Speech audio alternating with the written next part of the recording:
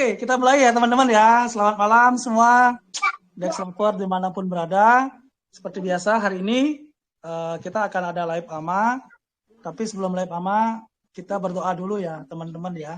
Harapannya agar acara kita malam hari ini bisa berlangsung dengan lancar dan kita dapatkan suatu hal yang positif pada malam hari ini. Saya pimpin ya Om Agustinus ya doanya ya teman-teman ya. Mari kita berdoa sesuai dengan agama kita masing-masing. Berdoa dimulai.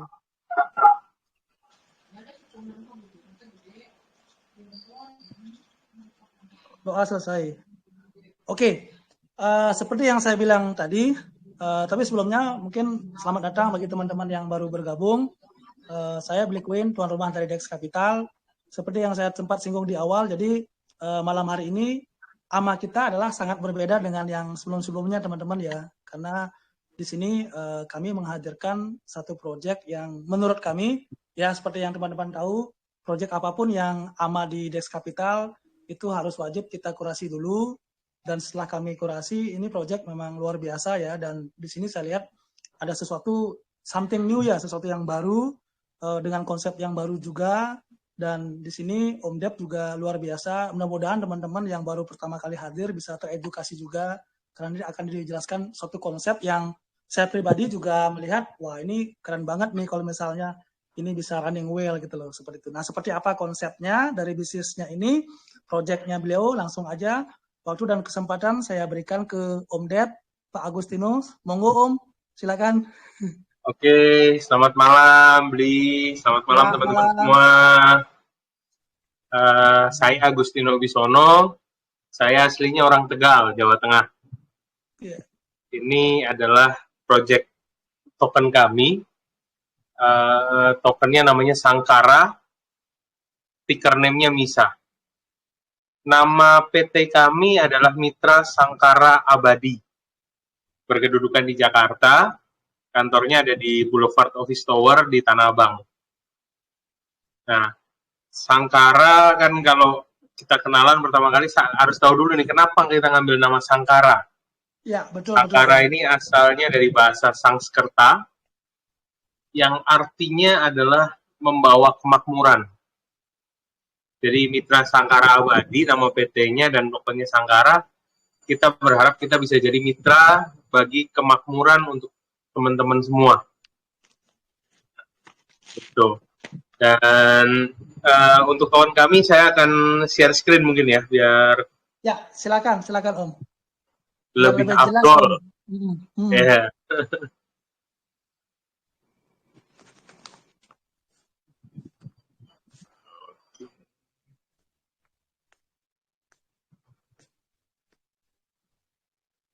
Bentar, saya rubah dulu.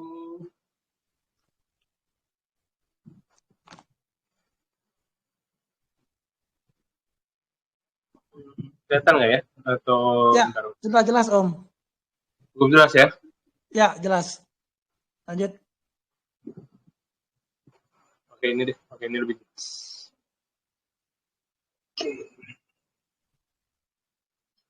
Oke, token Sangkara MISA, tagline kita leading in tokenization and NFT process.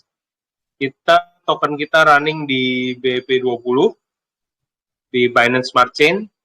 Ini rekanan kita, ada APD, ada Bantaya Hall, ada Bakery Swap, dan kita adalah token pertama di Indonesia, yang melakukan Initial Exchange Offering atau IEO di Probit Global. Sementara yang lain cuma listing, kami melakukan IEO. Oke. MSA didirikan itu 27 September 2021, inisiasinya sudah dimulai dari tahun 2017. Kami mengawali dengan perusahaan digital yang berbasis keuangan, ada payment gateway, ada peer-to-peer lending, ada konsultan keuangan online. Nah, MSA akan menjadi perusahaan pemilik token digital, jadi sekaligus kami akan membantu aneka usaha UMKM yang akan melakukan tokenisasi.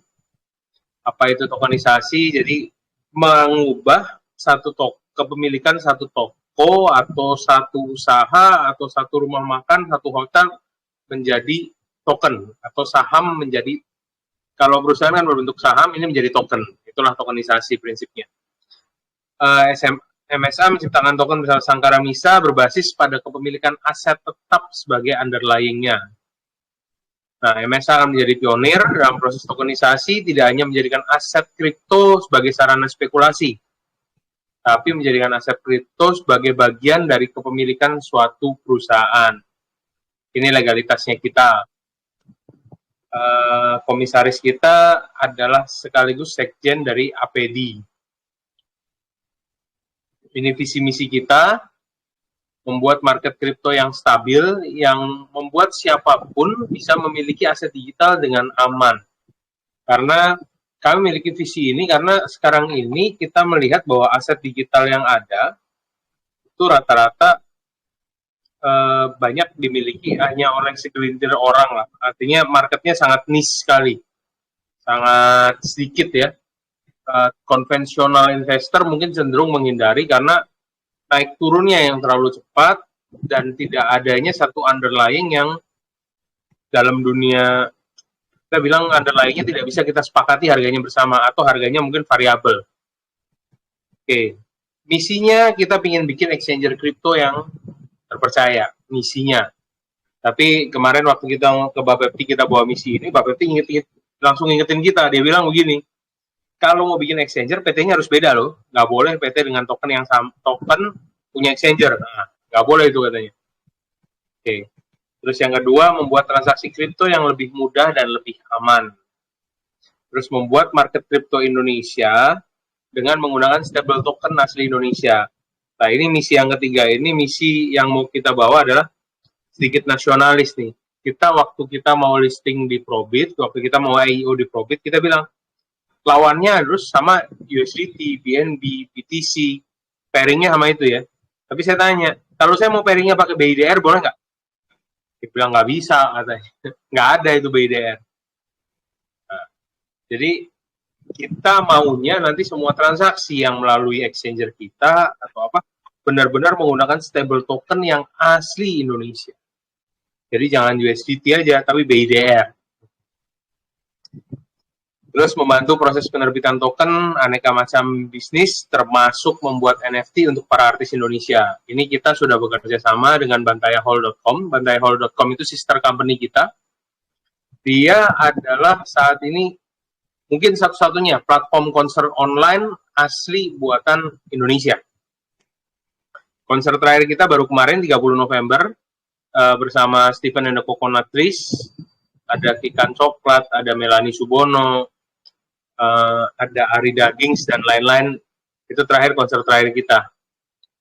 Nah, dari situ kita akan bikinin NFT untuk para musisi. Kita sudah punya website untuk NFT kita, yaitu sangkaranft.com. Silahkan nanti bisa dilihat. Masih sedikit portofolio kita karena kita sedang mengatur perjanjiannya tertulis dengan talent-talent yang akan masuk. Gitu. Tapi Bantaya Hall-nya sudah eksis dan kita sudah jalan. Bisnis kita sudah jalan. Buat stable token asli Indonesia ke dunia internasional. Ini tadi berkaitan dengan yang nomor 3 ya. Oke. Rencana bisnis perusahaan mungkin agak sedikit berbeda. Kami tidak hanya, kalau bahasa yang saya gunakan adalah kami menjual langit, tapi kaki kami itu tetap menapak ke bumi.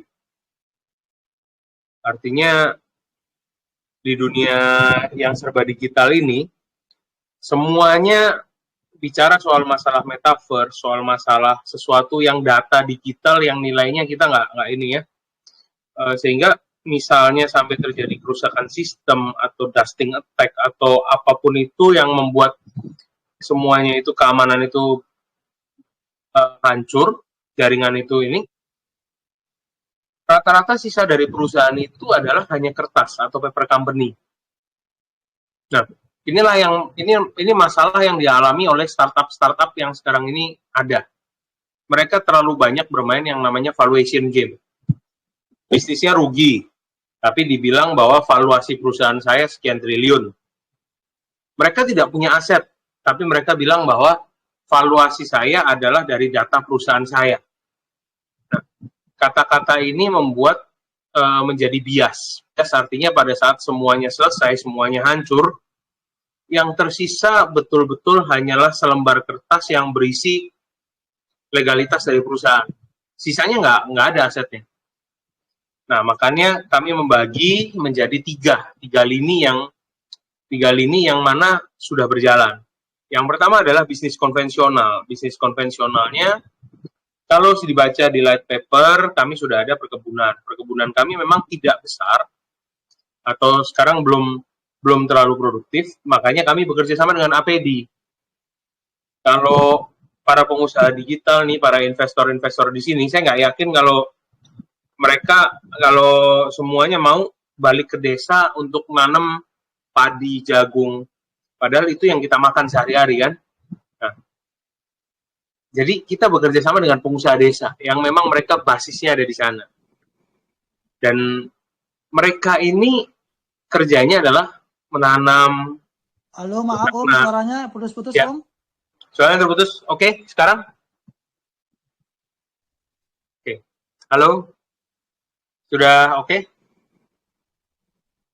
Halo. Halo? Oke. Halo, sudah oke? Bisa dengar suara saya, Bli? Ya, masih agak putus-putus. Bapering nih. Hujan, membeli hujan nih. Sekarang, Bli? Halo? Bli? Ya, masih putus-putus Om. Coba enggak, Bli, udah lagi. Tes. Bli. Bagus kok ini, bagus. Oke ya.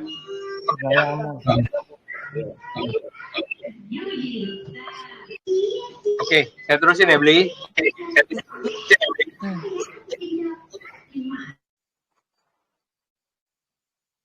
Halo, Bli, oke, Bli? Yes, oke, lanjut Om. Oke, jadi APD ini akan bantu untuk handle perkebunan-perkebunan kita secara lebih terstruktur dan sekaligus kita memodernisasi perkebunan sehingga hasilnya lebih maksimal. Itu bisnis konvensional kita. Alokasinya ada 30% nanti ke arah sana, nanti ada di tokenomic kita. Nah, bisnis digital, kita sekarang memanfaatkan koneksi para founder, ya kan, tujuan awalnya kan memang kita dari exchanger, kita mau bikin exchanger, tapi exchangernya juga spesial, exchanger khusus token-token Indonesia. Karena kita mengalami sulitnya untuk listing di dalam negeri sendiri dibandingkan kita bicara di luar negeri. Ya, harapannya dengan adanya nanti exchanger kita ya, next mereka token-token asli Indonesia dengan project yang jelas, dengan bisnis yang jelas, dengan underlying aset yang jelas, bisa dipasang di exchanger kita, dan kita akan bantu untuk mereka masuk ke masyarakat secara umum. Oke, NFT Indonesia Go Internasional, itu kita sudah buat di sangkara-nft.com. Kita membantu pelukis, kita membantu musisi, kita membantu fotografer atau siapapun yang mau untuk kita buatkan NFT. NFT ini nanti kita akan marketingkan dengan artis-artis Indonesia, dengan para koneksi-koneksi founder kita melalui sangkara-nft.com. Kalau kita bikin NFT sendiri, kita pasang di Bakery Swap atau kita pasang di Da Vinci Gallery, siapa yang mau promosiin gitu kan? Tapi dari situ, kalau kita pasang di sangkara-nft.com, kita yang akan promosiin di Indonesia maupun di luar negeri. Karena kami sendiri kan juga launching mulainya dari Probit Global, dari Korea. Tuh. Nah, MSA akan membantu startup dan UMKM berbasis digital. Antara lain seperti Bantaya Hall. Itu adalah sister company yang nanti kita akan kembangkan lebih jauh lagi. Nah, membantu UMKM Go Digital ini kita sedang dalam proses persiapan. Itu ada indonesialift.com. Itu ada kerajinan tangan dengan teknik ekologi printing. Terus yang satu lagi adalah batikid.com. Batikid.com ini kita buat untuk membuat batik, corak-corak batik yang asli Indonesia menjadi NFT. Sehingga nantinya kalau orang luar negeri mau mencontoh corak batik itu, boleh, tapi dia harus bayar NFT ke kita dan royaltinya. Itulah batikid.com nantinya. Yang ketiga yang kita siapkan adalah Sipadu atau Desa Smart. Ini sistem pemantauan desa terpadu ini kita bekerja sama dengan APD untuk sebagai input data inputernya, dan kami menjadi off-taker hasil pertaniannya dan meminta APD juga untuk membuat resi gudang untuk stok hasil panen desa-desa di seluruh Indonesia. Yang ini akan membuat semua hasil dari para pengusaha desa ini bisa dipasarkan secara nasional maupun internasional. Melalui sistem ini kita akan tahu, misalnya beli koin butuh bawang merah dari Brebes. Beli koin tinggal buka Sipadu, dari Sipadu beli koin bisa lihat di Brebes yang punya stok bawang merah itu siapa, desa mana. Nah, ongkos pengirimannya berapa, harganya berapa, ya, resi gudangnya dari tanggal berapa. Jadi bisa diperhitungkan expirednya segala macam. Tuh. Nah, ini tokenomiknya MSA. Tokenomiknya MSA, kita membuat token dengan cukup besar, yaitu supply-nya adalah 200 miliar. Tapi yang akan kita buang di market, kita akan pastikan di market itu hanya ada 50%. Sisa 50%-nya itu akan dipegang oleh developer, stakeholder, dan founder. Ini benar-benar kita lock, tidak akan kita lepas di market. 50%. Jadi yang kita lepas di market itu hanya betul-betul 50%. Itu kita lock. Hanya 100 miliar yang akan beredar di market. Nah, dari IEO hard cap kita adalah 300 miliar. 300 miliar itu mau buat apa? Bagaimana? 30% dana dari pre-ICO dan ICO-nya itu akan dialokasikan untuk akuisisi fixed asset sebagai lindung nilai dari investasinya. Gitu. Lindung nilai dari investasinya artinya apa? Supaya seandainya terjadi sesuatu, seandainya ada ini, keamanannya bukan cuma sekedar keamanan digital saja, tapi ada keamanan fisik betul-betul. Anda boleh datang ke kantor kami, Anda boleh ini, ya, untuk menuntut 30% lindung nilai investasinya atau fixed asetnya ini betul-betul ada dan bisa, artinya satu perusahaan, kalau kita bicara mau pilot, berarti kan asetnya harus melalui pengadilan niaga, di kurator, segala macam. Kita masih ada sisanya. Jadi startup kita tidak nol. 50% dana dari pre-ICO dan ICO untuk mengembangkan bisnis. Tadi yang kita bicara langit, kita bicara tentang dunia digital. Termasuk pengembangan untuk perkebunan kita akan buat metaverse. Metaverse-nya apa? Metaverse-nya kalau bayangin seperti Hyde, seperti Farmville. Tapi ini masih next ke depannya dalam kita ngomong masih dalam tahap yang sangat awal sekali. Karena pada saat kita bicara metaverse, butuh banyak biaya untuk penelitian, untuk operasional, aktivitas lainnya. Nah, saya cerita lebih awal metaverse ini karena apa? Yaitu tadi saya bilang, kita bicara langit, tapi kita tetap menginjak bumi. Tanahnya betul-betul ada. Bisa bayangkan bahwa kita memiliki tanah seperti Farmville, seperti Hyde, kita boleh pilih kita mau tanam apa. Tanam cengkeh, tanam nanas. Nah, tanah yang dimiliki, yang dibeli ini di dalam dunia virtual ini, kita akan jadikan di dunia nyata. Tapi tentunya, tanah yang dibeli di dunia nyata dan di dunia virtual ini nanti harus match. Match artinya begini, nggak mungkin tanah yang lokasinya ada di tengah-tengah kebun cengkeh, ya kan? Terus Anda pilih mau nanamnya padi, nggak akan ketemu gitu loh. Kalau di tengah-tengah kebun cengkeh ya mungkin ditanam cengkeh lagi, atau mungkin ditanam pohon jati, masih masuk akal gitu kan. Jadi pilihan ini nanti kita serahkan juga kepada yang punya tanah, tapi tentunya dengan suggestion dari APD dan dari kita, sehingga tidak mix, tidak asal, maksudnya gue beli tanah nih, klik beli tanah di sini 100 meter persegi, saya mau tanam padi, ya bukan begitu, tapi nanti tetap penanamannya berdasarkan dari kita. Kalau misalnya nanti tanahnya dilihat dari unsur haranya, itu tidak bisa ditanam padi, nggak bisa ditanam jagung, hanya bisa ditanam nanas, ya kita akan tanam nanas gitu. Kalau Anda maksa, ya kita nggak ini kan, mau jalanin gimana, nanti kalau gagal gimana. Ya, jadi itu yang akan kita lakukan. Nah, ini core timnya MSA. Core timnya MSA, saya sebagai founder dan CEO-nya, saya bekerja di bidang perbankan cukup lama, makanya saya cukup mitigasi resikonya kami lakukan dengan fixed asset itu tadi. Ya, terus ada Albert Setiawan, dia CMO kami, ada Ari Wibowo, itu CFO kami, dan Noviansa Azam, itu CTO kami, dan Muhammad Sabdo Yumintiarto, itu adalah CEO sekaligus dia yang akan mengurusi untuk plantation-nya. Ini galeri kita, foto-foto kita.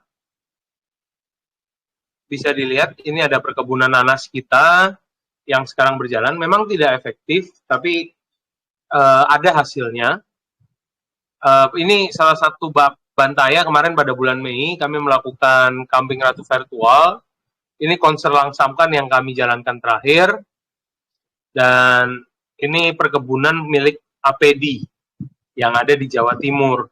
Penanaman padi organik, melon, dan ini ada kebun cengkeh juga milik kami yang sekarang ini posisinya tidak teratur. Oke. Dan itu akan kita rapikan semuanya, asetnya akan kita alihkan kepada MSA. Sekarang ini masih asetnya itu aset-aset atas nama pribadi dari founder. Itulah kenapa kami bilang kami ini mencoba sesuatu yang betul-betul berbeda. Berbeda artinya pada saat di dunia digital ini sekarang semuanya membicarakan metaverse, membicarakan ini, paling nggak ada sesuatu yang mungkin kita bisa sepakati nilainya bersama-sama, yaitu adalah tanah. Dan itu adalah lindung nilai dari yang kita lakukan. Nah, untuk NFT sendiri, karena ini bisa share screen, saya akan share screen websitenya Sangkara NFT.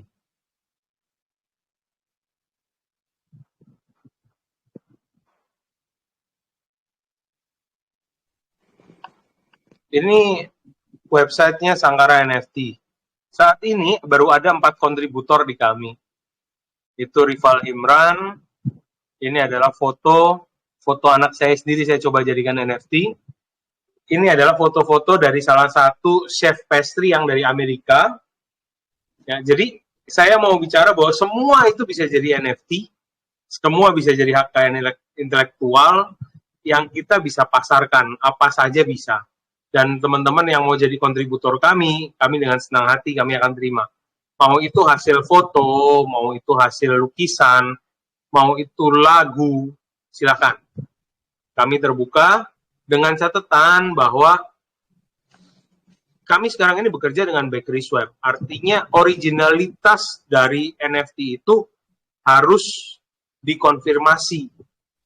Dikonfirmasi bahwa betul-betul itu adalah produk original dari teman-teman. Pada saat kami masukkan di bakery swap untuk fotonya Rival Himran, untuk foto keluarganya basisnya Stefan dan Coconatrice, itu kami harus menyiapkan video, memberikan video bahwa betul Rival Himran ini adalah yang memiliki foto ini yang sesungguhnya. Ada video yang harus dibuat. Oke, mungkin dari saya segitu beli perkenalannya. Oke, siap. Makasih banyak Om, luar biasa, sangat lengkap dan detail sekali Om presentasinya. Bahkan tadi kalau saya tangkap sedikit, ini sangat menarik ya. Jadi membuka peluang juga sama teman-teman, atau mungkin ada punya keluarga yang pelukis, seniman, musisi segala macam, tuh nggak, yang pengen menjual karya seninya, bisa nanti berkolaborasi dengan Om Dep, dengan Om Agustinus, dengan Sangkara, dan dari Sangkara ini siap memfasilitasi Om ya, memfasilitasi dari marketingnya semua, dan itu untuk masalah harga nanti bisa dibicarakan, karena kan nanti akan beda-beda harganya. Kalau cuman karya digital aja harganya beda, tapi kalau untuk NFT-nya langsung dapat, benda fisiknya juga beda Om ya. Itu luar biasa yang saya tangkap. Jadi benar-benar dari proyek Sangkara ini akan mensupport para UMKM, para musisi, seniman yang pengen berkembang gitu loh. Nah, seperti apa teknisnya nanti bagi yang berkenan bisa langsung hubungi Om Dep Agustinus ya. Selanjutnya kita langsung buka sesi tanya jawab Om ya. Ya, karena ini sepertinya banyak banget yang sudah antri ini Om. Pengen tahu. Ini salah satu contoh video untuk menyatakan keasliannya. Oke, siap Om, silakan. Putar dulu Om.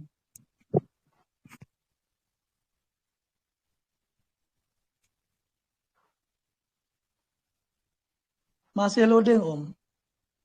Oke, mungkin nanti aja Om ya, kali ya videonya Om ya. Oke, enggak, udah itu doang. Nah, jadi harus buat begitu ya.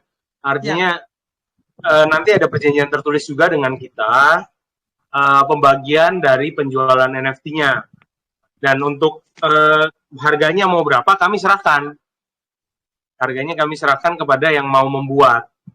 Kalau ada batik, motif, corak yang mau dibikinkan NFT, kami juga akan dengan senang hati membuatkan melalui nanti batikid.com. Wow, keren kali Om. Batik Bali misalnya. Tapi harus bisa dibuktikan bahwa itu betul-betul corak original. Iya. Nah, ini nanti kami akan bekerja sama dengan vendor batik nasional juga untuk batikid.com. Kalau lancar sih hari Rabu ini mungkin sudah live nih batikid.com. Oke. Ya, thank you Om. Ini saya langsung buka ya, tanya jawab Om ya. Ada Om Izak Johannes, silakan Om. Satu pertanyaan aja Om. Oke, selamat malam Bro Li sama Pak Agustino. Saya mau nanya, tadi saya ingat banget itu di awal ada rencana untuk tahun depan mau bikin listing di 6 exchange.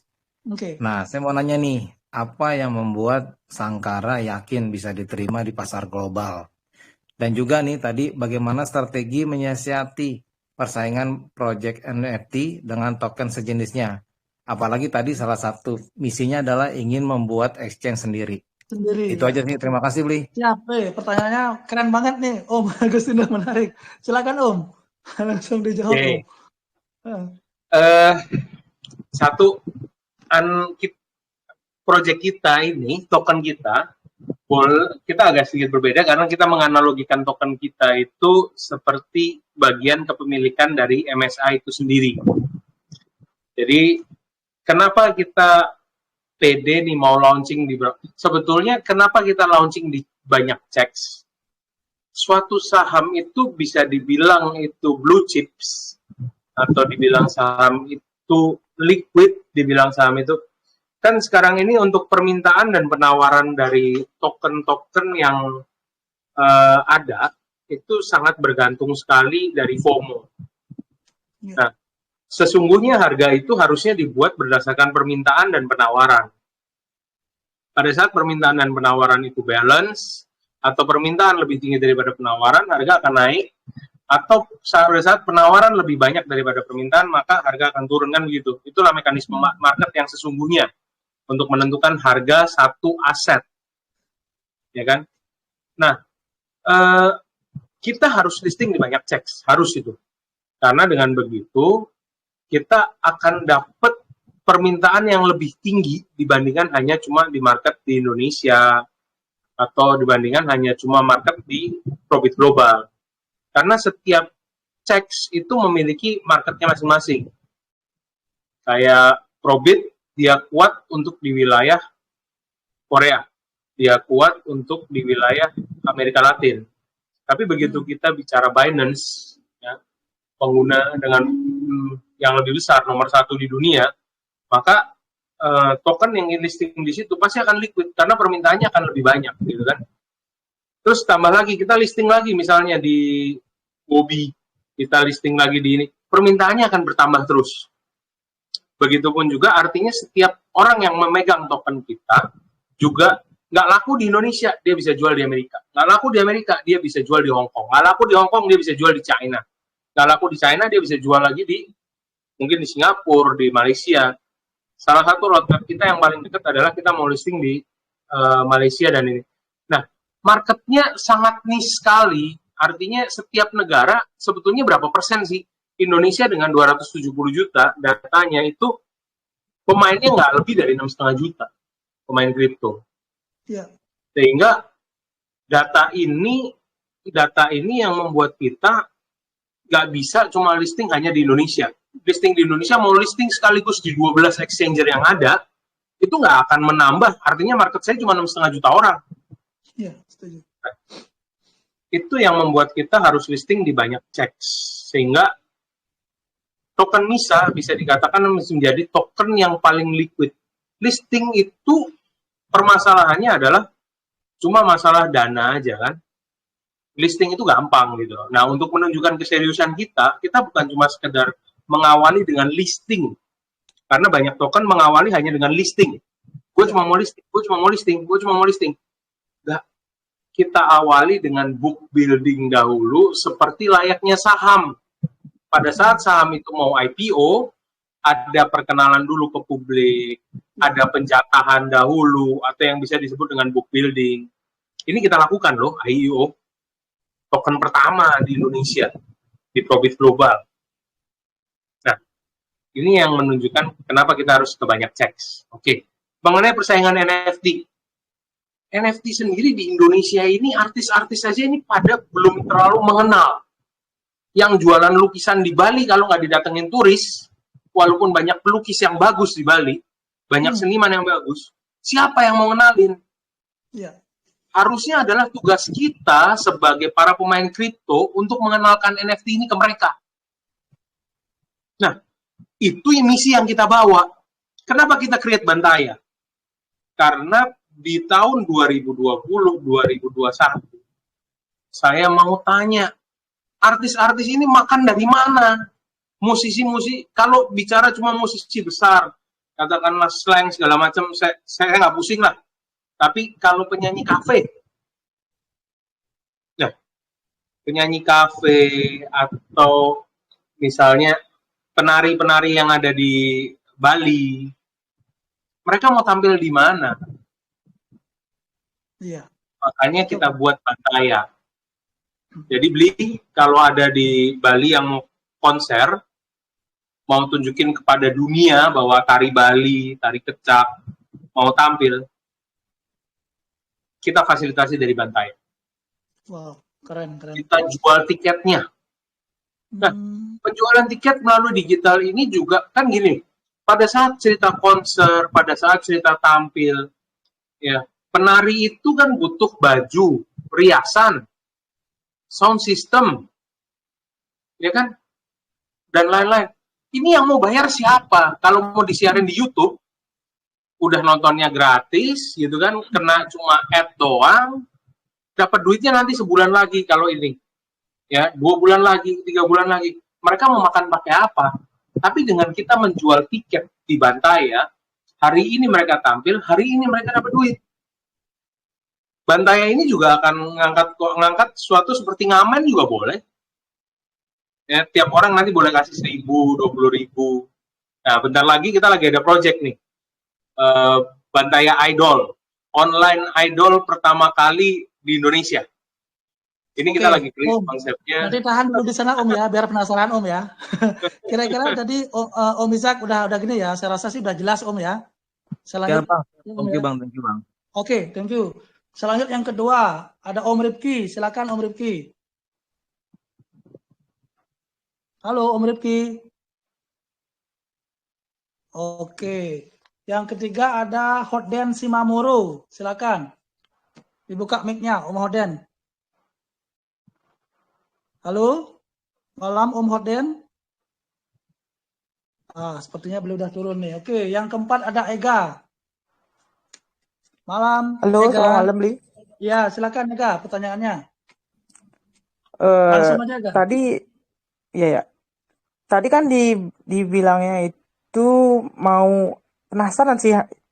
Lain sih dari pertanyaan dari pertama. Tadi kan bilang apa tuh? Idol gitu, yang bilang itu kan live idol seperti itu kan. Mau nanya itu sih, penasaran jadinya, Bli. Iya. Karena dia penasaran Om, silakan Om, di open aja Om. Tadi baru saya mau terakhir aja di open Om. Silakan Om. Tunggu announcement aja ya kalau itu ya. Nanti kita umumin melalui halaman websitenya Bantaya Hall. Nah, itu nanti idol ini sih kurang lebih konsepnya dari rumah kita akan siarin ke seluruh dunia. Nah, kan gitu kan? Konsepnya kurang lebih begitu lah. Iya. Oke, terima Berarti kasih Om. kayak undang-undang artis luar gitu ya Om ya? Untuk bukan artis luar, idol ini kan untuk kita. Artinya misalnya beli koin mau nyanyi gitu kan, beli koin mau nyanyi, kalau nyanyinya di YouTube gitu kan dapatnya iklan, AdSense gitu. Nah, nyanyinya di tempat kita, nanti kita nilai setiap kali ada yang ngeklik itu ngasih vote segala macam. Nah, pemenangnya kita akan buatin konser besar online dan offline itu. Wow, keren, seru. Tapi nanti tunggu pengumuman lah, biar penasarannya lebih inilah, biar penasarannya lebih dalam lagi. Oke Om. Ya, thank you Om ya. Mungkin gitu ya Kak ya. Nanti bisa nanti dilihat di websitenya, nanti juga gabung nanti di grupnya Sangkara. Nanti saya akan share nanti ke grup nanti ya. Mungkin Mas Eko mungkin bisa dibantu Mas Eko di-share aja ke grup Mas Eko grup officialnya Sangkara. Siapa tahu teman-teman mau pengen tahu lebih jauh biar bisa komunikasi langsung sama Om Dep nanti di sana. Oke. Selanjutnya ada Om Hoden Simamora. Silakan Om. Tadi sempat keputus Om ya. Silakan Om. Pertanyaannya Om. Terima kasih Om. Tadi kan ada disampaikan oleh Om Agustino itu tentang namanya lukisan-lukisan tadi yang bisa yang ada tadi tampilan layarnya. Misalnya kalau misalnya saya bertanya Om seperti ini Om, kalau untuk pahatan atau seni ukir itu bisa juga enggak artinya dimasukkan ke tempat Om yang share tadi? Oke. Seni ukiran, karena kebetulan ini adik saya lagi produksi, memang sudah ada mesinnya dan lagi sudah dipasarkan. Memang kami masih fokus di seni ukiran adat Batak Toba. Bisa bentuk gantungan kunci, baru ornamen-ornamen Batak lah seperti itu Om. Terima kasih Om. Ya, terima kasih Om Hoden pertanyaannya. Langsung Om. Oke. NFT untuk kita pasarkan, kita bicara ini berarti dua hal yang berbeda ya. NFT itu digitalnya. NFT adalah sertifikat digitalnya untuk membuktikan keaslian dari barang fisiknya lah atau ini. Nah, seukiran untuk dibuat NFT bisa jawabannya. NFT-nya mau bikin apa aja bisa. Nah, penjualan NFT kita berarti kalau pada saat itu kita bicara ukiran, kita akan masukin di description, misalnya katakanlah ukiran Garuda Wisnu. Ukiran Garuda Wisnu kayaknya Pak Hoden Simamora. Ya, harus ada pembuktian keaslian bahwa itu betul ukirannya Pak Hoden. Itu yang harus kita pelajari dulu tuh. Setelah itu kita masukin di deskripsinya. Pada saat membeli NFT ini, apakah barangnya akan dikirim ataukah cuma fotonya? Kalau pada saat barang ini akan dikirimkan, katakanlah pembelinya dari Australia nih,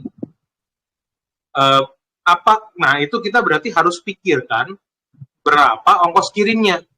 Sama seperti lukisan yang kita munculkan di Sangkara NFT itu, ada lukisan ukuran 2x3 meter, karyanya YF Nata. Karya YF Nata ini, itu kita tambahkan di deskripsi bawahnya, bahwa kita akan kirimkan aslinya. Makanya dijual satu lukisan itu dia minta 170 juta lah kurang lebih ekuivalen rupiahnya itu sudah termasuk ongkos kirim lukisannya dan asuransinya, itu kita sudah hitungkan tuh.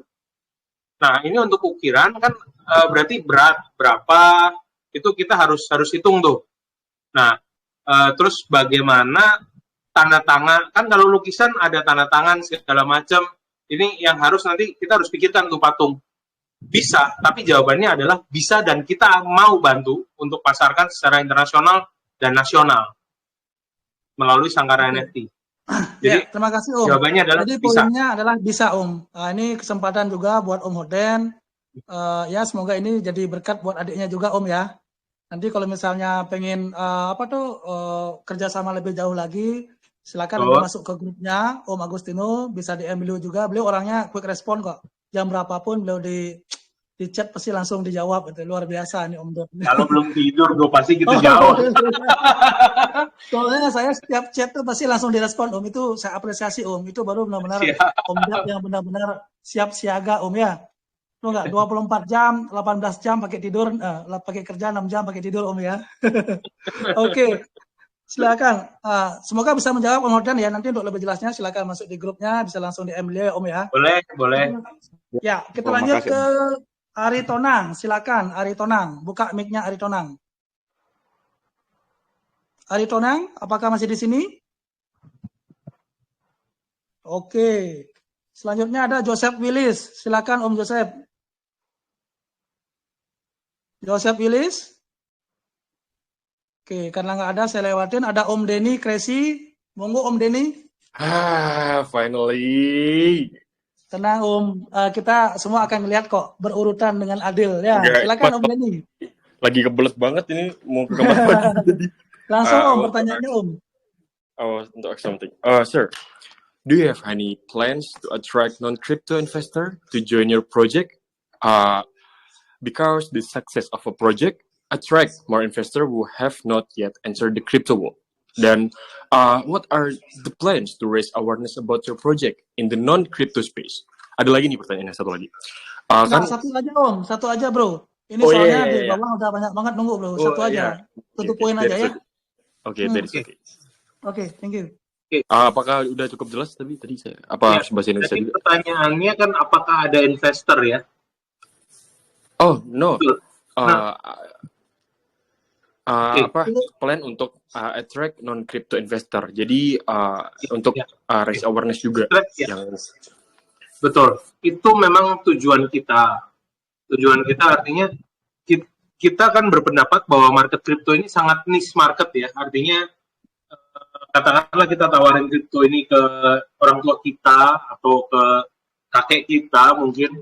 Mereka mungkin cenderung akan ini, atau ke orang-orang yang konvensional thinking ya, mereka nggak akan mau masuk ke dunia kripto. Nah, paradigma inilah yang sebetulnya Sangkara coba untuk rubah. Memahami kripto, kalau kita jelaskan Bitcoin, apa keunggulannya Bitcoin? Bitcoin itu di dunia ini hanya ada 21 juta koin. Dan Bitcoin adalah bisa ditambang. Nah, ini kalau kita bicara di poin itu, mungkin orang tidak bisa, loh kenapa? Jadi apa itu kan gitu kan?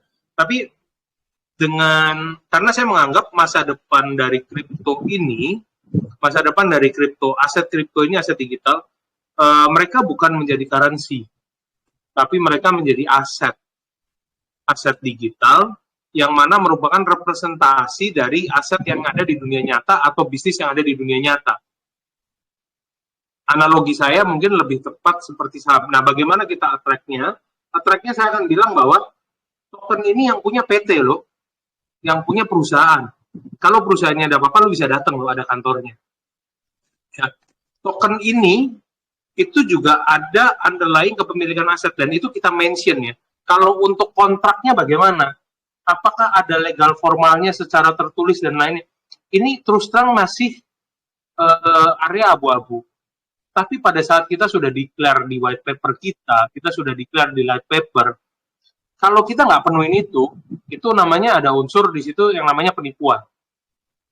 Nah, jadi poinnya adalah satu, kita untuk meminta mereka orang-orang yang tidak familiar dengan dunia kripto untuk berinvestasi di dunia kripto, paradigmanya dulu kita rubah. kita bicara bahwa, ini bukan seperti lu main forex. Ini adalah bisa lu simpen, bisa lu tabung, bisa juga menghasilkan satu keuntungan yang bisa untuk selama perusahaan jangka panjang. Ya harapan kita dengan kita punya konvensional bisnis dan digital bisnis, both side, digital bisnis kenaikannya begitu luar biasa karena saya tadi berbilang kita bercerita valuation game. Valuation game is not bukan sesuatu yang jelek. It's not bad. Valuation gap is not bad. We need valuation. Tapi di luar itu, artinya kita juga bicara bahwa harus ada suatu nilai yang kita bisa sepakati bersama. Katakanlah kalau saya jual tanah di Metaverse, kan baru-baru ini ada berita di Kompas tuh, 42 miliar Metaverse dibeli sama perusahaan Kanada. Ya, semua orang bingung gitu loh. Buat apa nih beli nih? Gila, lu mau bangun rumah busana di situ, ada rumah mode di situ. Tidak semua orang bisa sepakat gitu kan. Tapi pada saat saya bicara begini, saya mau tarik 300 miliar dengan saya jualan token. Kan itu target saya nih. 300 miliar. Dengan saya listing di banyak checks. Dengan saya IEO. Mau buat apa? Mau buat beli tanah, bikin kebun. Sisanya saya pakai buat bisnis digital. Oke, gitu. Ya, terima kasih Om. Saya rasa udah jelas ya Bro Denny ya. Kita lanjut ke pertanyaan yang nomor 5. Ada Om Jono, silakan Om Jono, buka mic-nya. Bro Denny boleh nanti ini langsung ke tempat saya kalau kurang jelas. Boleh. Ya, nanti bisa. Selamat malam semua. Ya, malam Om Jono, silakan Om. Jadi ini kan saya baru nyimak token ini kan. Jadi yang saya tangkap tadi kan berbicara tentang stable token, terus berbicara tentang pertanian, exchange dan ini metaverse, perkebunan. Yang pertanyaan saya ini project yang mau dijalankan duluan yang mana ini? Karena saya belum nyimak tokennya. Yang lebih dominan yang mau dijalankan yang mana dulu itu? Oke, terima kasih Om. Pertanyaannya menarik. Silakan. Step pertama yang akan kita jalan. Kalau tadi stable token saya bukan berarti token MSA, token MISA, token Sangkara ini akan jadi stable token seperti BIDR, USDT bukan ya. Sekali lagi bukan. Tapi kita mau bawa stable token itu ke ini. Tapi kalau tanya yang mana yang mau dijalankan duluan? Yang akan kita jalankan duluan ya nomor 1 adalah menjual dari token ini dulu, memperoleh traction dari token ini dulu. Karena kuncinya memang kita akan, kalau dilihat di timeline kita, di pipeline kita ya, kita akan listing dulu. Jadi tahun depan dan tahun ini kita akan banyak listing. Tapi sambil berjalan, toh bisnis kita sudah berjalan juga. Kita bukan token yang baru bisnisnya masih diangan-angan. Token kita sudah punya bantayahall.com, itu salah satu tulang punggung bisnis digital kita. Token kita sudah punya sangkara-nft.com. Kita sudah lakukan itu, 2 hal di bisnis digital. Nah, untuk perkebunan, nggak mungkin kita tanam hari ini, besok pagi tumbuh gitu kan. Kita harus menunggu hasilnya. Nah, apakah bisa, pertanyaannya dengan core tim cuma 6 orang, apakah bisa? Nah, itulah kenapa kami banyak bermitra dengan APD, bermitra untuk NFT, kita minta tolong Bantaya untuk handle artis-artis Indonesianya. Itulah yang akan kita lakukan gitu. Tapi nomor 1, semua ini dari project ini, yang tahun ini sama tahun depan kita akan fokus di traction, Mitra Sangkara akan fokus di traction sambil ya, Bantaya jalan sendiri, Bantaya kan ada CEO-nya, Bantaya menghasilkan keuntungan balik lagi ke MSA. Itu yang ini. Perkebunan sambil kita buat sambil ini. Ya, oke. Seperti itu Om Jono, saya rasa sudah bisa menjawab Om ya. Oke. Sudah paham. Berarti sudah listing ini tokennya. Token kami sekarang sudah IO stage yang kedua. Stage yang kedua ini harganya memang sedikit lebih tinggi dari stage yang pertama, tapi hanya beda 0,0 cuma beda sedikit lah, sedikit sekali. Cuman bonusnya memang agak sedikit berkurang cukup banyak bonusnya dibandingkan stage yang pertama. Tapi tenang aja Om Dono, nanti spesial slotnya buat Dex Capital yang mau akan dikasih harga yang private yang pertama Om. Tenang aja Om. Ya. Nanti kita bicarain. Makanya ini benar-benar luar biasa nih Om Dep. Wah, ini diumumin dulu nih. Oke, selanjutnya ada Pogarup, silakan Pogarup. Dibuka mic-nya. Halo. Iya, halo.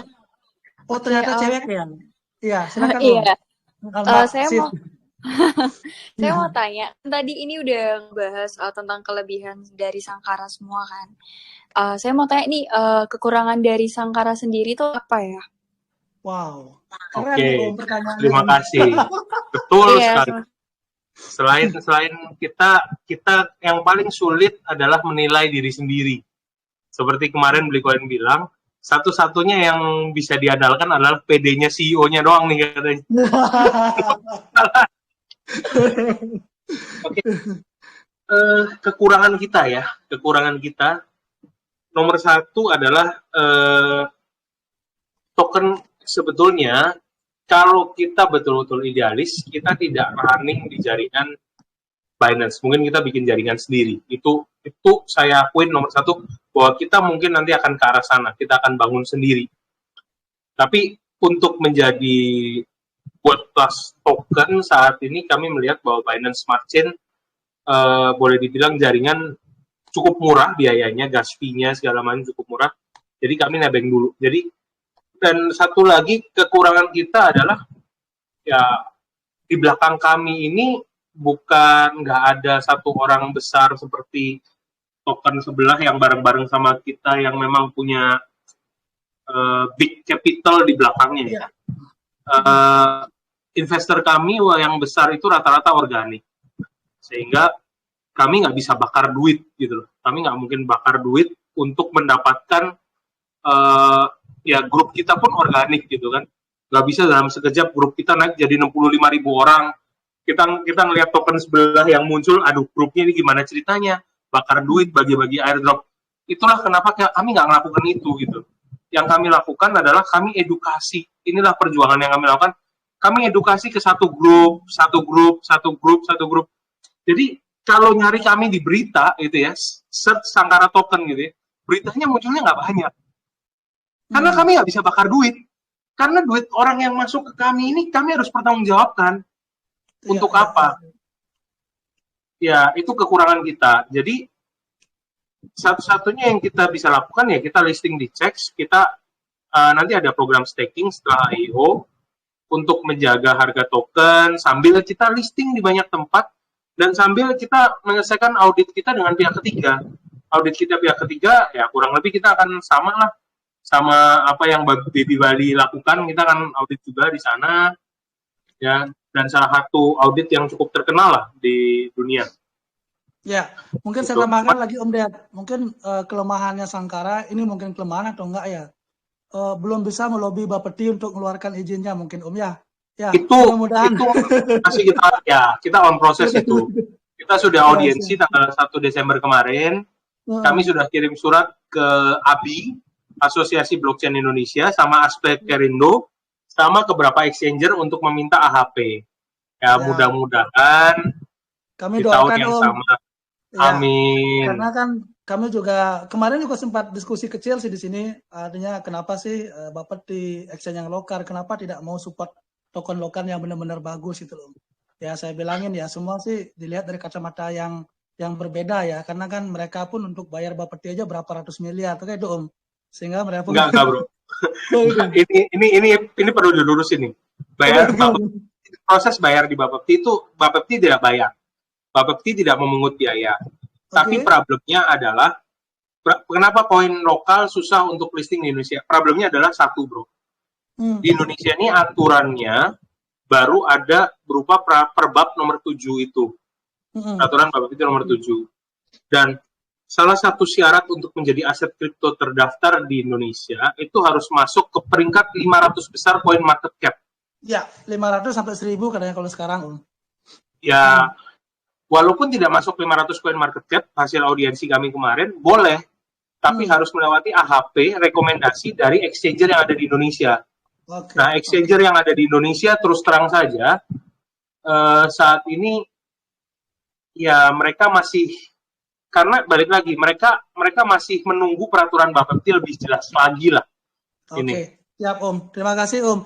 Ini kalau boleh berkenan Adinda bisa ngedok sebentar nggak Adinda? Kita pengen kenal nih suaranya kayaknya merdu adem banget ini Adinda. Halo Adinda. Adinda masih di sini? Adinda? Maaf Om, nggak bisa nih lagi kuliah soalnya. Oh Kalau gitu ya. Iya, nggak Iya, apa-apa. maaf banget ya Om. Makasih Mungkin ya, lain makasih kali ya. pertanyaannya Om Iya. ya. Lumayan bikin adem nih telinga nih. Oke, selanjutnya dari tadi Makasih udah juga lewat nih. Om. Ya, Om Joseph Willis masih di sini? Oke, saya lanjut kalau gitu. Ada siapa nih? Edi Lim, silakan Edi Lim.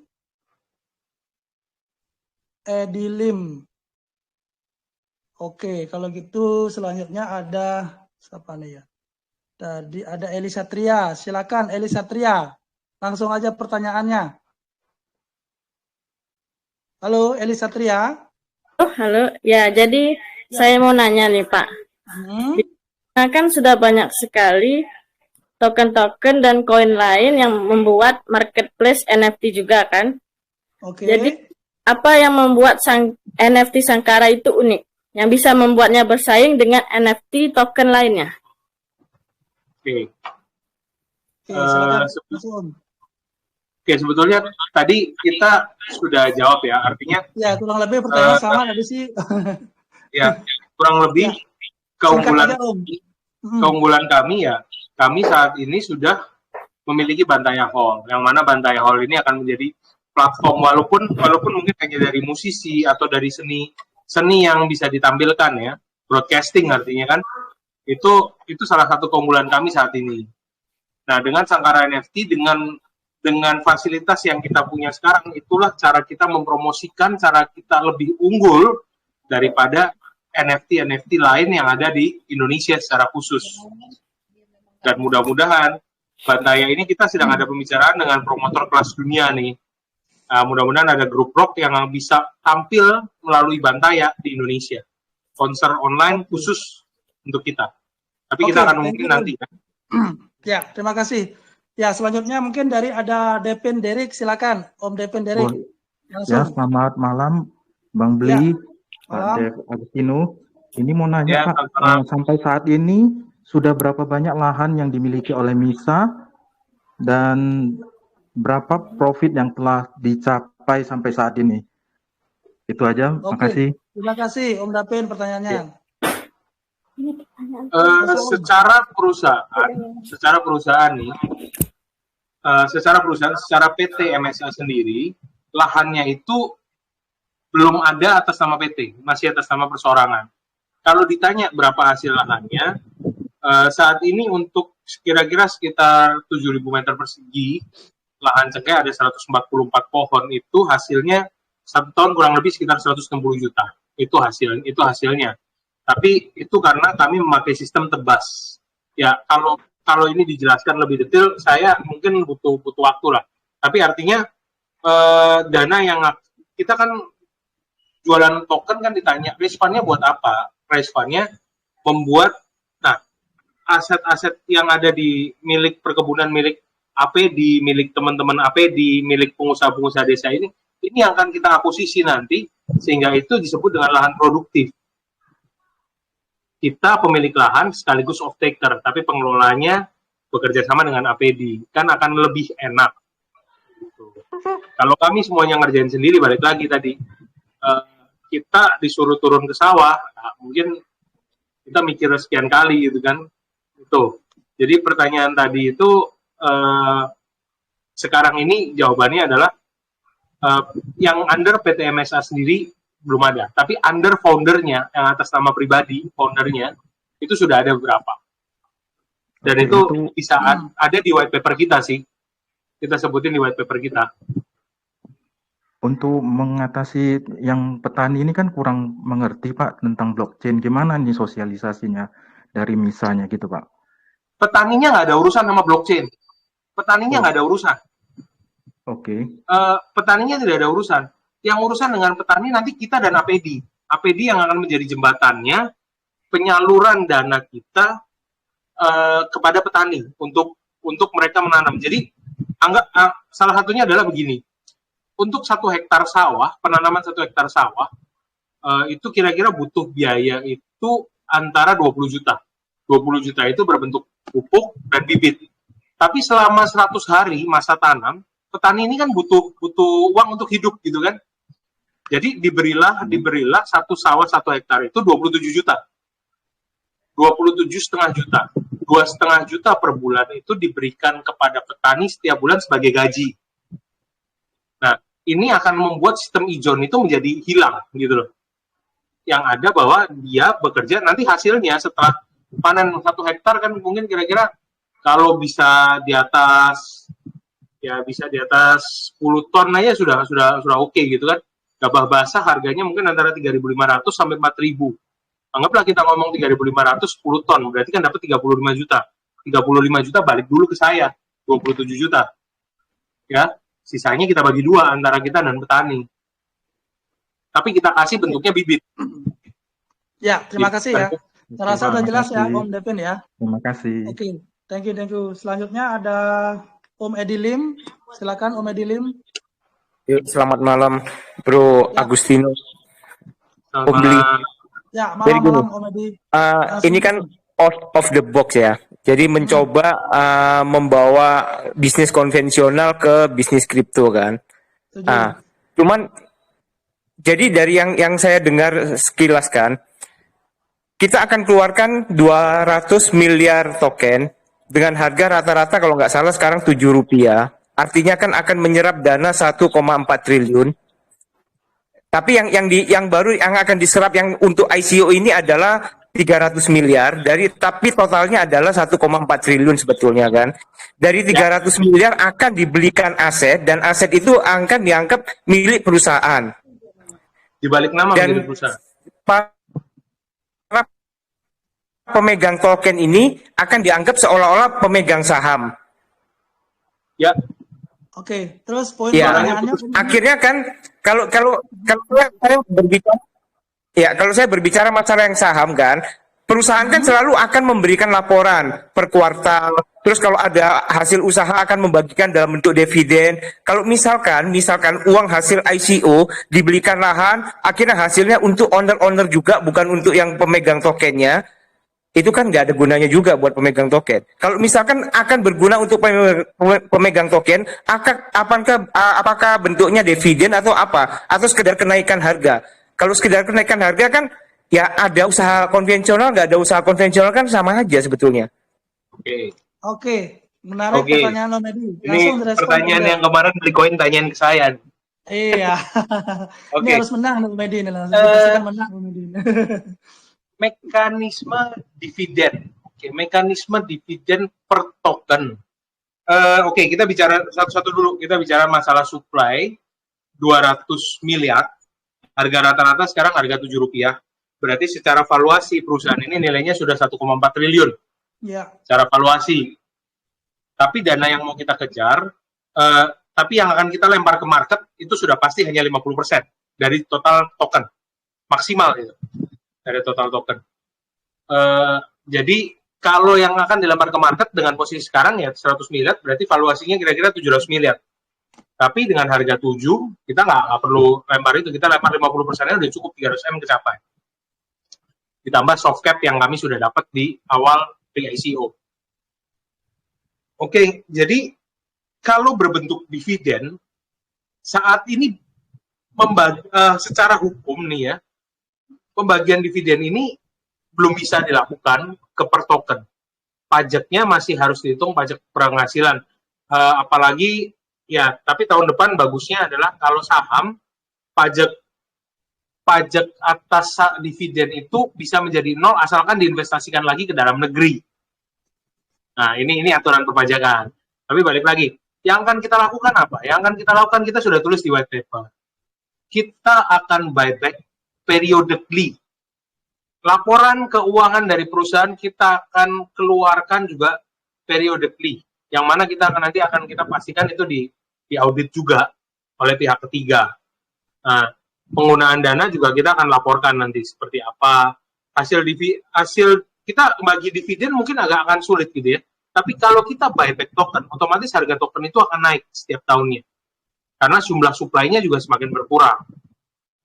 Dan keuntungan juga akan kita pakai untuk maintenance harga tokennya supaya antara permintaan dan penawaran juga bisa balance. Jangan sampai nanti jadi terjadi. Poinnya gini Om, poinnya yang maksudnya keuntungan benefit yang diterima oleh holder tuh apa Om?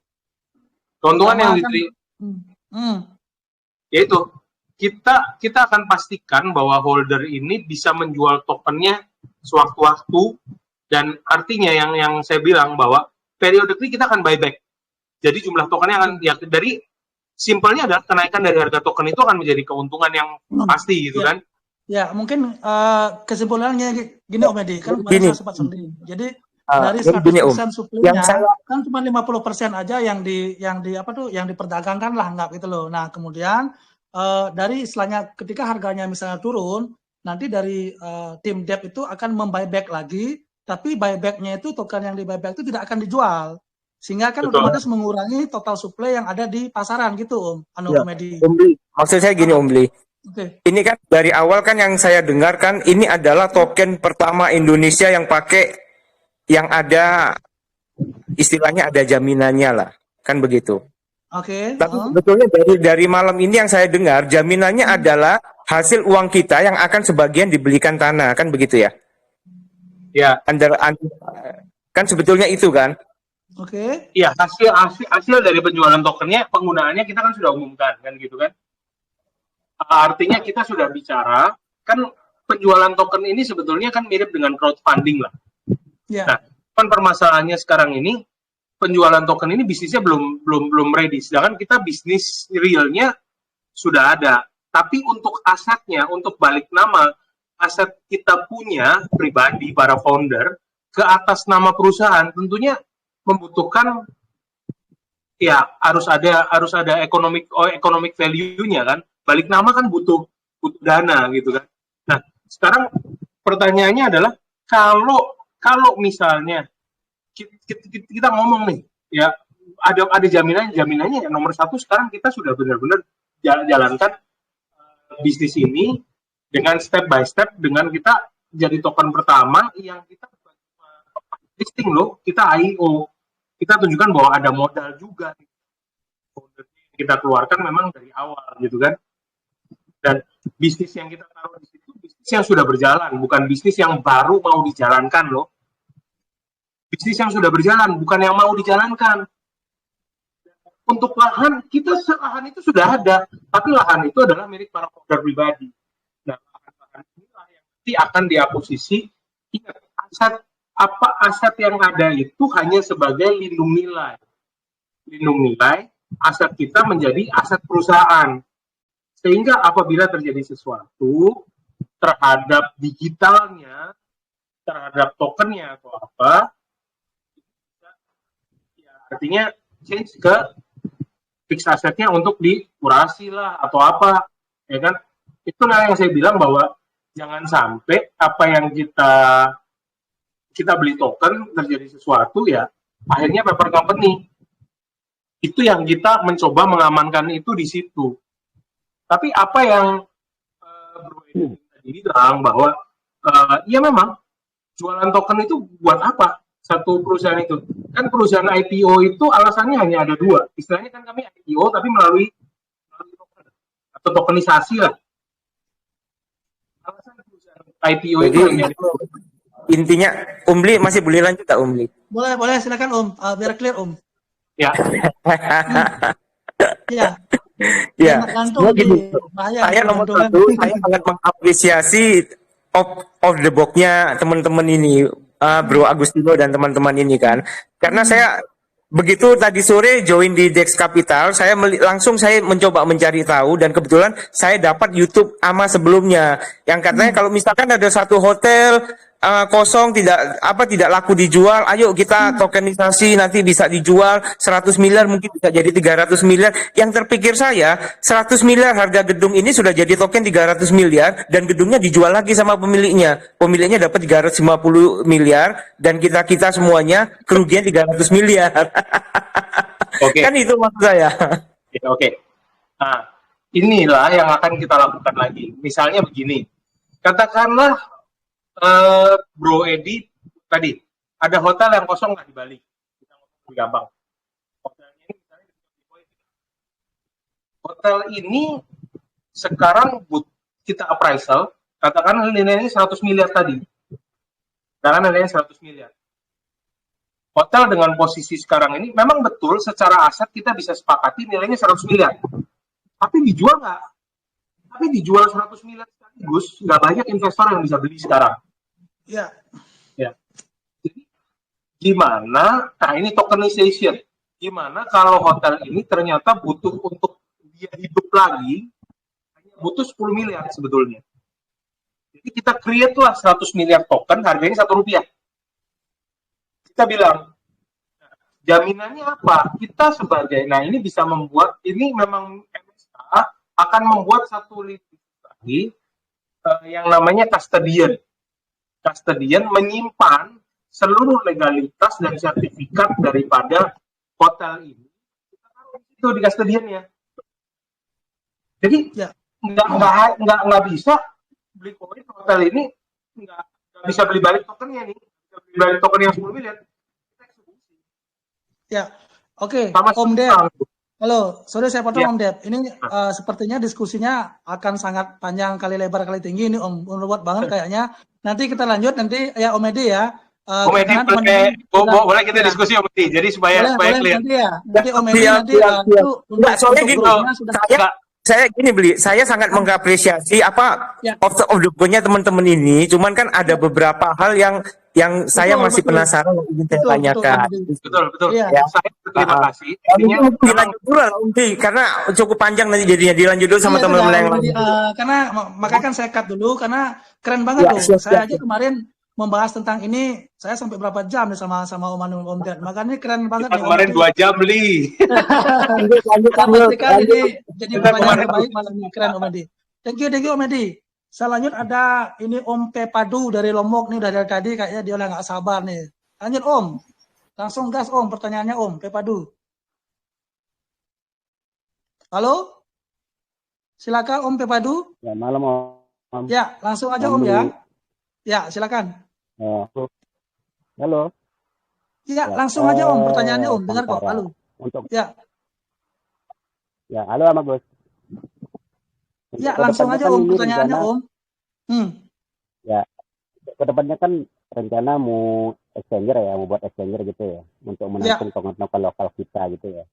Oke. Nah, sementara regulasi yang ada di negara kita itu kan untuk bisa masuk exchanger itu kan minimal itu 1000 ya. Nah, untuk triknya gimana nih?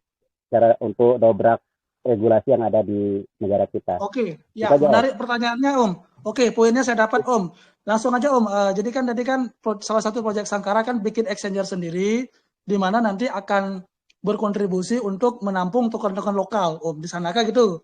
Betul nggak? Dan yang kalau saya tangkap nanti biar ke depannya kalau di trading kan di luar, orang luar negeri kalau beli token lokal harus pakai BDR kayak gitu Om. Betul nggak? Setuju Om ya? Itu luar biasa sekali visinya. Nah, terus kira-kira dengan dengan kayak semacam ya birokrasi yang agak-agak kita tantangan di Indonesia, gimana cara ngedobrak itu gitu Om? Itu pertanyaannya Om. Silakan Om. Sekarang ini kan kita ada di luar sistem. Jadi yang kita bisa ngamatin kan adalah yang kita bisa lakukan adalah mengamati. Itulah kenapa kita mau masuk ke dalam sistem sebelum mengubah itu semua. Ya, dengan kita ada dalam sistem, kita bisa kasih masukan yang lebih real.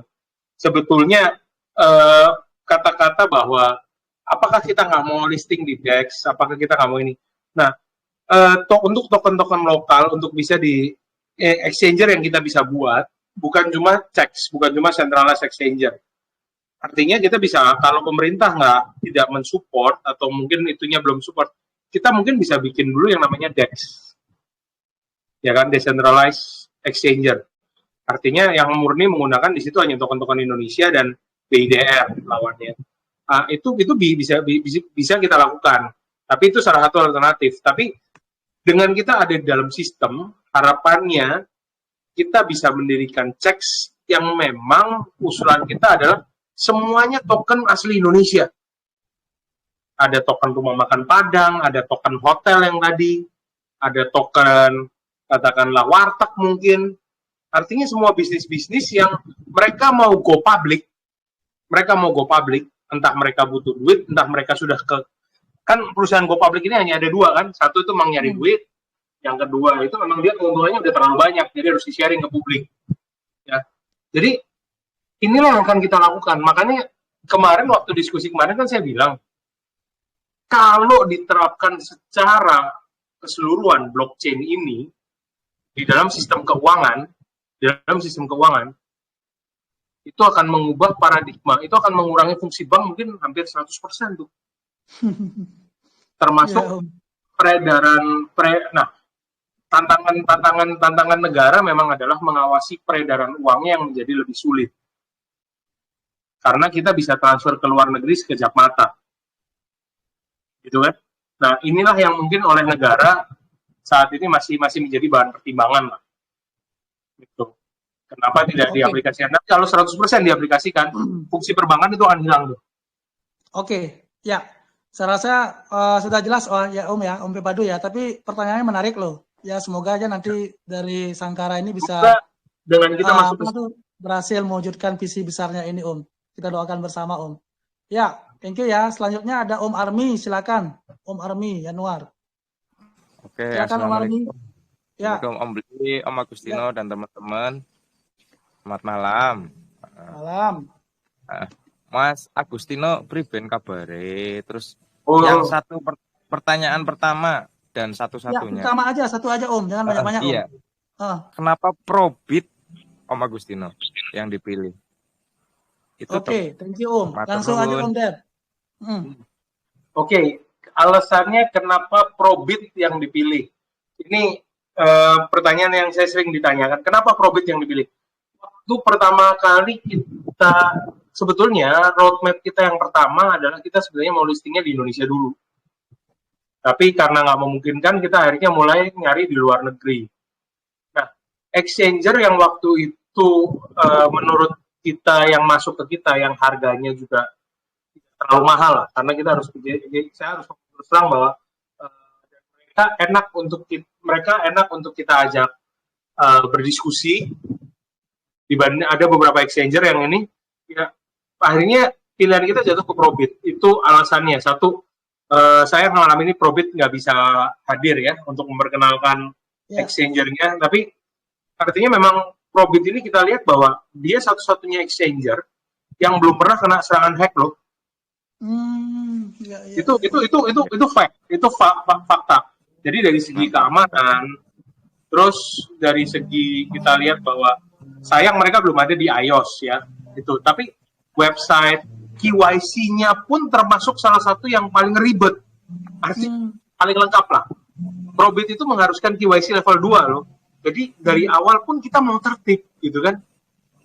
Karena kita lihat bahwa Probit memiliki, kita bilang ya, mitigasi risiko yang cukup baik, memiliki cerita yang cukup baik di belakangnya, dan grup dia cukup besar, dia masuk ke 20 besar exchanger dunia, makanya kita pilih mereka Probit. Dan satu lagi alasannya, kita mau masuk ke Korea Selatan karena kenapa? Pertumbuhan kripto di Korea Selatan, perdagangan aset kripto di Korea Selatan itu nomor 1 loh.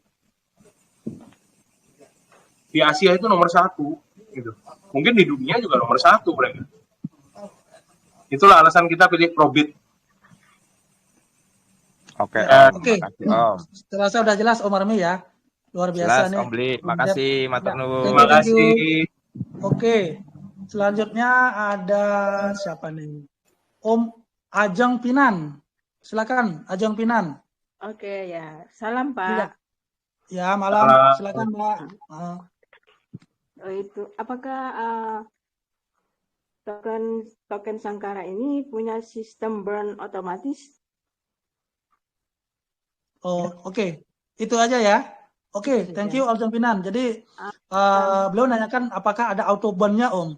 Jadi setiap transaksi atau mungkin ada apa nama tuh? Ada rencana untuk burning nggak? Mungkin seperti itu mungkin pertanyaannya. Silakan Om.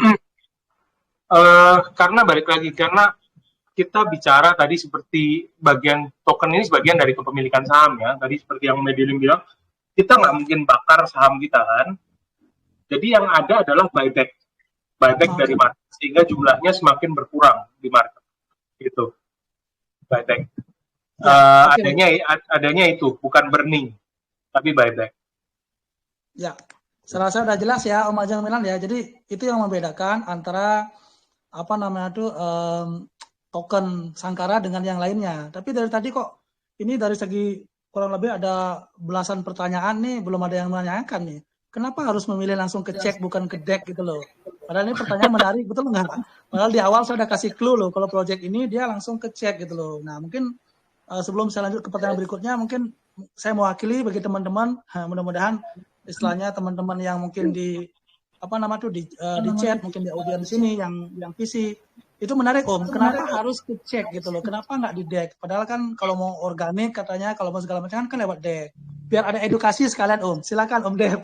Okay. Kemarin waktu kita diskusi panjang lebar betapa saya semangatnya gitu kan untuk DEX ini. Kenapa kami bukan anti DEX ya, kami bukan anti DEX, tapi kami memandang bahwa DEX ini satu irregulation, artinya tidak bisa diregulasi. Artinya sekarang ini DEX yang ada ini ya mau berjalan masing-masing lah. Dan satu lagi, market kita itu kalau kita listing di DEX, yang akan terjadi kita hanya akan banyak semuanya adalah pemain-pemain kripto. Artinya yang tadi saya bilang niche market, saya nggak bisa jelasin ke nasabah bank yang konvensional bahwa kalau mau jual token kita, kalau mau beli token kita, install Trust Wallet aja, nanti pilih the apps, ambil di situ PancakeSwap atau masuk ke webnya PancakeSwap. Nah, ini membuat marketnya menjadi ya itu aja gitu. Tapi pada saat saya jelasin ke orang yang memang nasabah bank gitu kan, gimana caranya beli? Caranya beli gampang. Kamu cari aplikasi di handphone kamu, namanya aplikasi Probit, install. It's just like internet banking lah, kan lebih gampang gitu kan. Dan DEX itu balik lagi, kita ya bukan balik lagi, saya takut bahwa kata-kata saya menyinggung artinya bahwa DEX ini kan banyak sekali token-token Indonesia ini. Setiap kali saya ama di global selalu dibilang dari Indonesia artinya apa? Mereka menganggap bahwa token Indonesia itu rata-rata pasti itu scam, proyeknya ada nggak? Nah, dan rata-rata token yang begini memang listingnya itu di DEX, harus kita akuin itu. Karena mereka DEX itu irregulated gitu loh. Saya nggak bilang semua token jelek ya di DEX, karena memang ada token-token besar di DEX. DEX yang muncul di November 2020 ini memang revolusioner lah. Artinya saya nggak perlu lagi masuk ke exchanger. Saya nggak perlu lagi diawasi. Saya sebagai developer adalah mutlak pemilik dari token. Saya mau jual, saya mau apa, liquidity pool mau saya cabut, itu adalah saya gitu kan. Itulah di DEX gitu. DEX itu seperti kita bank sentral sendiri. Kita menciptakan Bank Indonesia sendirilah. Ya. Nilai tokennya, peredaran uangnya, semuanya itu saya menjadi seperti dewa. Gitu kan. Walaupun memang ada beberapa yang bagus. Ada beberapa yang bagus di DEX. Saya nggak bilang semuanya jelek. Tapi setiap hari, betul nggak? Coba perhatiin. Ada saja token-token yang scam di DEX. Harus kita akuin tuh. Setiap hari ada saja dari ratusan token, ribuan token, mungkin jutaan token yang ada di dunia ini, yang mereka di DEX Mereka melakukan itu. Nah, satu-satunya cara meyakinkan orang-orang di luar pemain kripto seharusnya adalah memang melalui mekanisme checks yang memang sudah lebih diatur. Ada KYC-nya, ada waktu kita masuk ke Probit juga kita dicek dulu token kita, legalitas kita, orang-orangnya siapa, kita harus bikin LinkedIn, ya. Terus dari situ pun kita baru bisa masuk ke CoinMarketCap, CoinGecko. Ya, kenapa checks? Karena kita mau menunjukkan bahwa hey, we are doing a real business and we want to do this properly, gitu. Oke. Yes. Jadi saya bisa tahu pemilik token saya siapa aja. Dan itu tanggung jawab saya. Luar biasa. Om Riki, ada komentar, Om? Ya, saya mau nanya ini, bukan komentar, masih boleh nggak? Silakan, Om. Iya, Boleh tadi, dong. Dari tadi dipanggil naon nih. Malam, Silakan, Om. Saya mau nanya, tadi kan disebutkan tadi kan disebutkan akan masuk 6 cek langsung ya. Yang disebut kayaknya baru 1 tuh Probit aja, yang 5-nya itu nggak pernah disebut. Bocoran dong, kali aja disebut.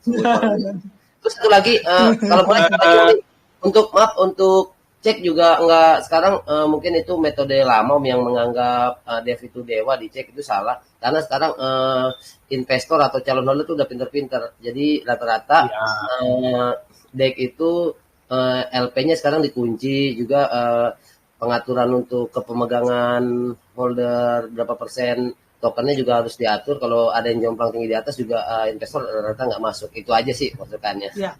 Oke, thank you, Murti. Makanya saya bilang saya tidak sepenuhnya anti DEX, enggak loh. Saya nggak sepenuhnya anti DEX. Bahkan tadi kan saya bilang kalau nanti exchanger saya nggak bisa ngelisting koin Indonesia, ya saya bikin DEX aja deh, kan gitu kan? Ya.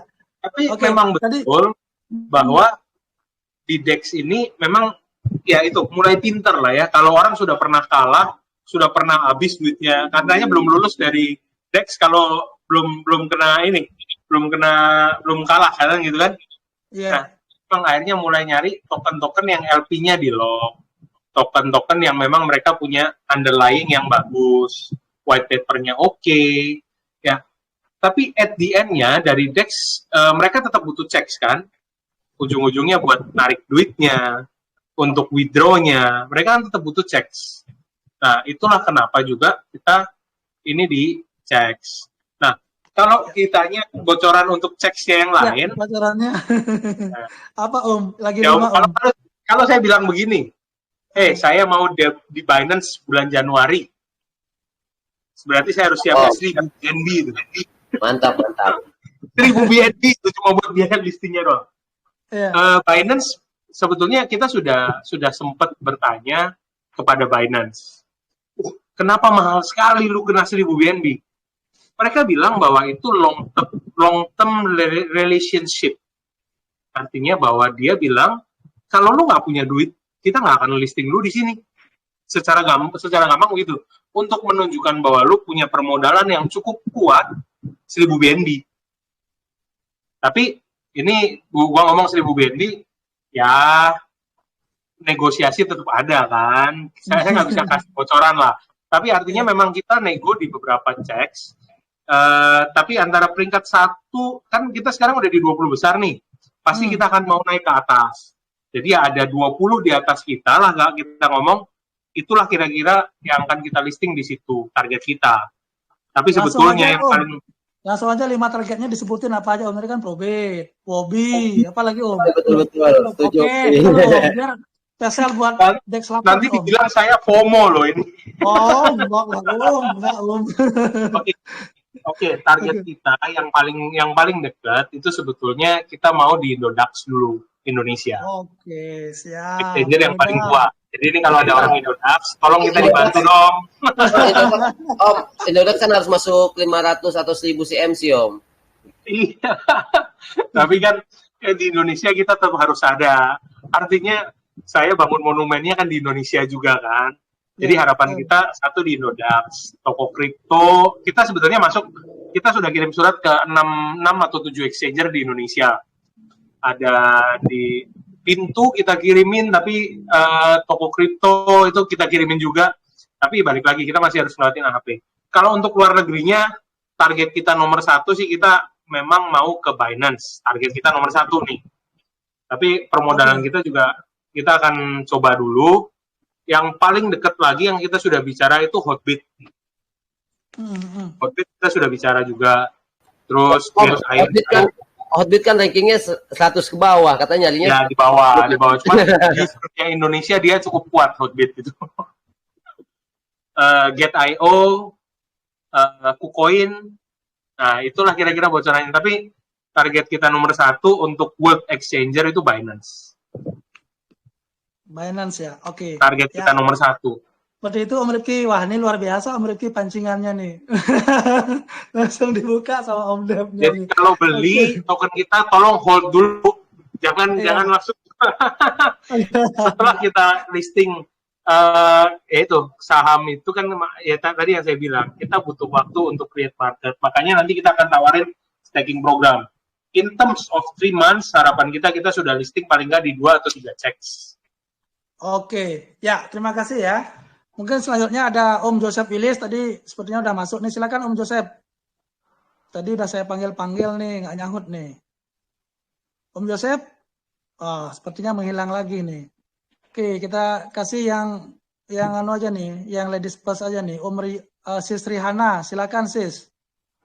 Halo, selamat malam Mas Agustino. Ya, kalau bisa ngedoks lah. Kalau mau menang ngedoks ya. Ayo. Nanti lah nih masih acak-acakan. Sebenarnya pengen ngedoks juga nanti di Dex Capital lah spesial. Oke. Gini Mas Agustino, dari pertanyaan ini mungkin nggak ada ditanyain nih. Ini aku mau tanya tentang tokenomiknya nih. Kenapa nih founder pegang 20%? 20 apa dari 10? tokenomiknya? 10%. 20 apa 20 apa 10? 20 apa 10? Founder 10%, 20% itu stakeholder. Saya kan hafal. Iya. Terus yang ditanyakan kenapa 10% untuk founder? Itu terlalu besar apa terlalu kecil, Sis? Aku pikir tadi itu 20% ininya tokenomiknya terlalu besar kalau 20%. Terlalu besar ya 10% ya? Oke, silakan Om Dev. Kenapa tokenomiknya founder 10%, stakeholder 20%? Silakan. Untuk yang 50% yang kita tidak jual ke market itu berarti kan kepemilikan ada semuanya di developer sebetulnya. Nanti masalah lock pihak ketiganya kita sedang cari siapa yang bisa nge-lock 50% dari token kita supaya tidak terjadi apapun lah terhadap itu. Jadi itu pasti yang akan dilempar ke publik hanya 50%. Itu udah pasti. Kalau masalah stakeholder itu maksudnya adalah sister company kita yang pegang. Artinya sebetulnya dana yang diperoleh kan 100% kan begitu kan, 300 miliar tadi itu sudah dijabarkan. Apa yang mau kita lakukan? Kita lari ke 30% itu sebagai lindung nilai atau ke fixed asset. Sisanya itu kita akan lari ke shareholder itu stakeholder itu artinya perusahaan-perusahahan yang akan kita invest, yang akan kita inject. Artinya mereka punya hutang sama kita sejumlah token untuk balikin ke kita untuk buyback, intinya seperti itu. Ya. Itulah Oke, mungkin gambaran. terima kasih sedikit Sis Rahana ya. Sis Rahana tenang aja. Kemarin saya juga udah tanyakan ini dan kabar baiknya ini Project Sankara ini Om Depnya the only one mungkin di dunia, mungkin ya di Indonesia itu di lock selamanya Om Rihana. Jadi nggak usah khawatir karena beliau menggunakan konsep saham buat apa kita punya aset kita jual, enggak. Jadi justru yang beliau lakukan adalah buyback lagi. Ketika ada orang ngejual, dia akan buyback lagi, dia akan lock selamanya lagi sehingga semakin mengurangi total supply yang berada di pasar. Seperti itu. Ya, Sis Rana, jadi luar biasa sekali ini. Mudah-mudahan ya saya sih optimis kalau misalnya pola ini benar-benar komitmen dijalankan, ini harga MISA ini bisa to the moon nih. Luar biasa. Oke, mungkin satu pertanyaan terakhir ya Om Dep ya, ini sebenarnya udah lebih ini, tapi karena menarik nih saya kasih kompensasi waktu lah spesial karena Om Dep juga spesial sama kami kasih spesial. Yang terakhir mungkin dari Om Top ya, Om Top. Oh ya, Om Yosef nih saya udah 2 kali saya panggil loh. Jaringannya ini Mas Bang Bli. Untuk keuntungan investor luar negeri kan kita dicek investor luar negeri itu beli token MISA, apa yang menjadi utility untuk yang di luar negeri sana gitu beli token kita. Itu aja. Terima kasih. Pertanyaannya, silakan Om Dep. Oke. Sebetulnya sih kalau tadi kita ngomong ya, saya pertama kali maunya jualnya di Indonesia supaya keuntungannya buat orang Indonesia semua.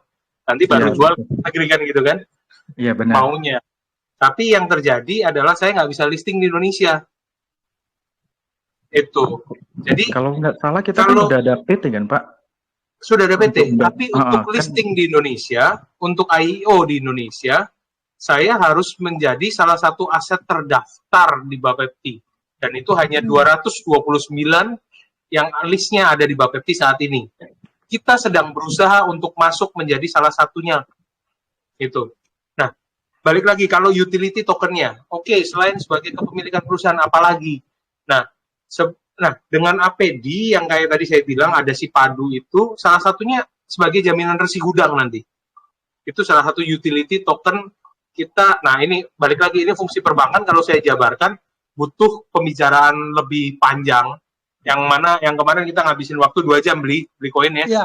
Untuk nah, tapi salah satunya utility-nya yang resi gudang ini segala macam off taker, jaminan pembayaran untuk kalau orang bank bilang SKBDN lah, SKBDN, tapi basisnya adalah exchanger dari koin MISA atau basisnya adalah koin MISA atau itu salah satu utility kita. Tapi di luar itu ya ini bagian dari PT Mitra Sangkara Abadi yang mana nah untuk tadi kayak dividen segala macam memang aturannya itu memang belum bisa legal kita lagi berusaha gimana caranya supaya bisa mengamankan yang namanya dividen ini tadi. Pertanyaannya Pak Bro Edi Lim tadi itu kita bukan nggak pikirkan, kita lagi pikirkan. Tapi kalau kita lakukan sepertinya kemarin sudah ada ngomong soal masalah kita airdrop aja deh, airdrop. Nah, kalau kita airdrop, kita akan menginflasi koin kita. Kita akan membuang, artinya saham kita, lu masa saham 1 bonus 1 kan gitu. Kan nggak bisa. Konsep sahamnya jadi gimana sih, lu nggak konsisten gitu. Memang dividen adalah salah satu yang paling bagus. Tambah lagi kita sudah mempelajari bahwa next year, aturan dari dividen ini, kalau diinvestasikan ke dalam negeri lagi, itu menjadi 0 pajaknya. Atau tidak ada pajak atas dividen. Tidak ada pajak atas dividen. Ini bagus. Nah, semoga seiring berjalannya waktu, konsep tokenization yang kita bawa ini bisa menjadi satu pertimbangan dari Bapepti. Sebetulnya berita kemarin saya udah share di grup kita, Bank Indonesia itu sudah mulai bicara loh. Bicara bahwa tolong pemerintah evaluasi lagi kewenangannya ini untuk aset kripto apakah cukup di Bapepti. Artinya sudah ada ketakutan dari perbankan ini akan betul-betul menggantikan fungsi mereka gitu loh. Dan itu harus kita akui. Itu harus kita akui. Mau butuh pinjaman, kita bisa tokenization. Kita bisa jual tokennya aja. Yang ngasih pinjaman bukan cuma bank. Artinya fungsi peer-to-peer lending juga bisa hilang tuh di situ. Ya. Mau apa lagi? Money transfer. Money transfer juga, aduh, biayanya lebih murah daripada kita transfer ATM. Iya. Bahkan yang saya dengar katanya Sangkara kan juga bisa nih membuka ruang seluasnya bagi komunitas kalau mau bikin token disupport kayak gitu Om ya. Luar biasa Om ya. Kita bantu. Tahan sampai di sana Om ya. Ini kita juga harus komitmen nih. Waktunya udah lewat nih 15 menit nih. Terakhir mungkin closing statement dari Om Dep. Tapi nanti udah ngajak Om Dep kita nanti setelah acara ini kan kita mau akan rekam juga ke YouTube juga Om. Setelah ini kalau Om Dep ada waktu karena banyak juga teman-teman yang mau nanya juga, yang mau sharing juga. Setelah ini kasih waktu seluas-luasnya sampai pagi Om, nggak apa-apa Om ya. Oh siap. Terakhir mungkin closing statement dari Om Dep, silakan Om buat teman-teman Dep Om. Oke. Apa yang kami lakukan di Mitra Sangkara Abadi mungkin agak sedikit berbeda untuk para investor kripto saat ini. Konsep yang baru yang kami bawa bisa berjalan atau enggak memang tergantung dari support dari teman-teman semua. Tapi kami tidak melakukan FOMO di sini.